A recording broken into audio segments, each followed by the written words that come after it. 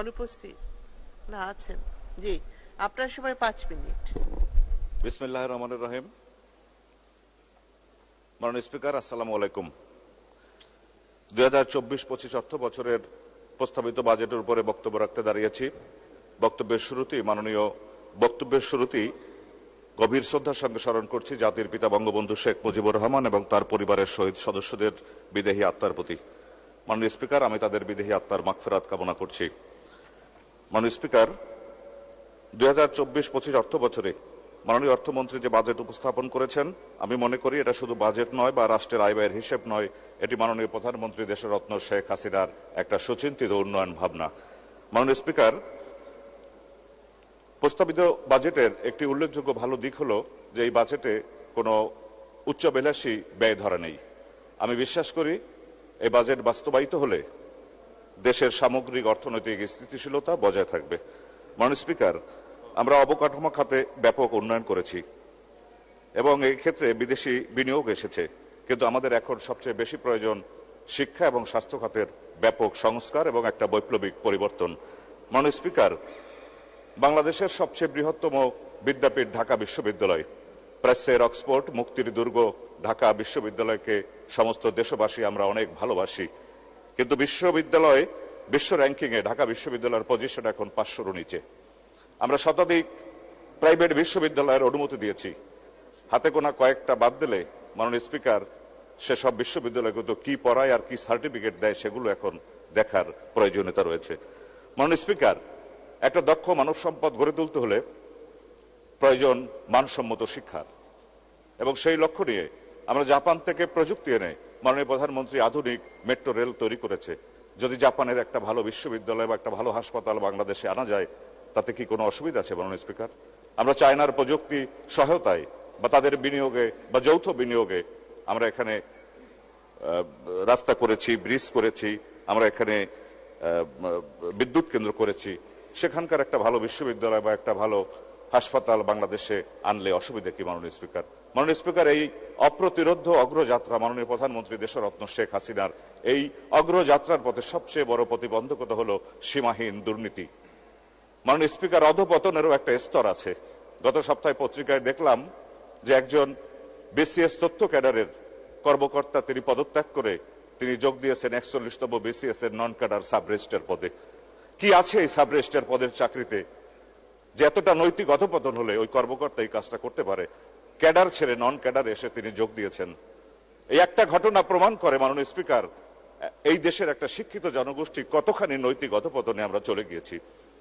মাননীয় স্পিকার, গত কয়েকদিন আগে ত্রাণ এবং দুর্যোগ মন্ত্রণালয় থেকে আমি একটা বিশেষ বরাদ্দ পেয়েছি 50 লাখ টাকার। সেই বরাদ্দের অনুকূলে আমি প্রকল্প জমা দিয়েছি, কিন্তু একই সময় ওই একই মন্ত্রণালয় থেকে আমার নির্বাচনী এলাকায় প্রায় 5 কোটি টাকার বিশেষ বরাদ্দ গিয়েছে। কে বা কারা এগুলো চেয়েছে বা কিভাবে দিয়েছে এগুলো কিছুই জানি না। নির্বাচিত সংসদ সদস্য হিসেবে আমি মনে করি আমি সাধারণ মানুষের কাছে প্রশ্নবিদ্ধ হচ্ছি। আমি জানি না মাননীয় মন্ত্রী মহোদয় জানেন কিনা, আমি তাও জানি না। মাননীয় স্পিকার, মাননীয় প্রধানমন্ত্রীর সাহসী নেতৃত্বে আমরা এগিয়ে যাচ্ছি। গত 22শে জুন আমার নির্বাচনী এলাকার একটা ব্রিজ ভেঙে একটা মাইক্রোবাস নদীতে পড়েছে। এলজিডির ওই ব্রিজটা করেছে 2008-09 অর্থ বছরে।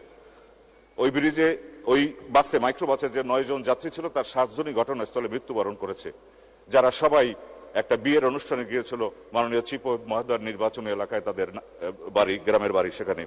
আমি সেখানে ছুটে গিয়েছি ঘটনার পর। মাননীয় প্রধানমন্ত্রীর পক্ষ থেকে, মাননীয় চিফ হুইপ মহোদয়ের পক্ষ থেকে ওই শোক সন্তপ্ত পরিবারবর্গের প্রতি আমি সমবেদনা জানিয়েছি।